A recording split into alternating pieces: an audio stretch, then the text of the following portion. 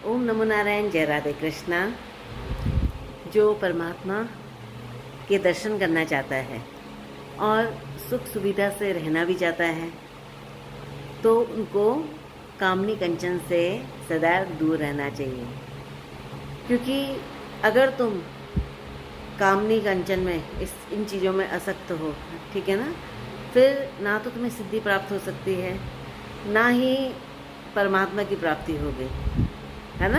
क्योंकि ये नरक के द्वार हैं। क्योंकि इस चीज़ से तुम बच ही नहीं सकते हो। ये चीज़ अगर तुम्हें भगवान की प्राप्ति करना चाहते हो, सही में करना चाहते हो, तो तुम्हें ये सबसे दूर रहना ही पड़ेगा। ठीक है। जब मैं बात करती हूँ किसी स्त्री से रिलेटेड, तो वो सिर्फ स्त्री के लिए नहीं होता, वो पुरुष पे भी, दोनों पे बराबर लागू होता है। ठीक है ना। तो इसमें क्या होता है, देखिए, क्योंकि जो असक्त होगा पहले तो उसे कैसे परमात्मा प्राप्त होगा, क्योंकि वो असक्त उसकी वस्तु में है ना। तो इसमें है, संसार में है, और इसका कोई अंत नहीं है। आप कभी भी देखना, इसका कभी भी कोई अंत नहीं है।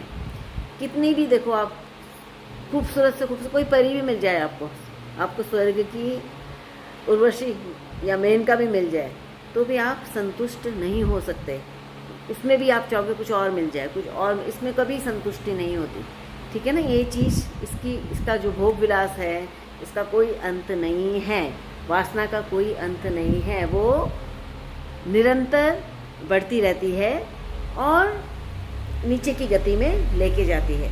आप देखना कि कितने भी, जितनों का भी पतन हुआ है इसी के कारण हुआ है। जिन लोगों का भी पतन हुआ है, जो ऊपर उठे हुए लोग हैं, जिन लोगों का भी पतन हुआ है, वो इसी चीज़ के कारण, कंचन कामनी के कारण हुआ है। देखिए, ठीक है, आप अपने गृहस्थ में हो तो अपनी जो आपकी धर्मपत्नी है उसी में आसक्त रहिए, तो फिर वो शिव शक्ति का रूप धारण कर लेती है। फिर तुम्हें कोई ऊंचाइयों से मतलब पहुंचने में कोई नहीं रोक सकता। पर हाँ, अगर तुम पहुंचे हुए भी हो ऊंची पोजीशन में, पर तुम्हारा असक्त तुम्हारी किस में, कंचन काया में, दूसरी स्त्रियों में, दूसरी माँ बहनों में, और क्योंकि ये कभी इसमें तृप्ति नहीं मिलेगी। ये चेंज, मतलब हमेशा ये चेंज जाएगा, क्योंकि इसकी पूर्ति नहीं होगी।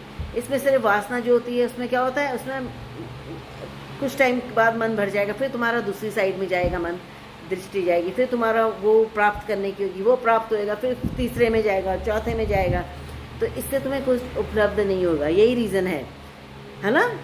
एक नारी सदैव ब्रह्मचारी, एक नारी सदैव ब्रह्मचारी, ठीक है ना।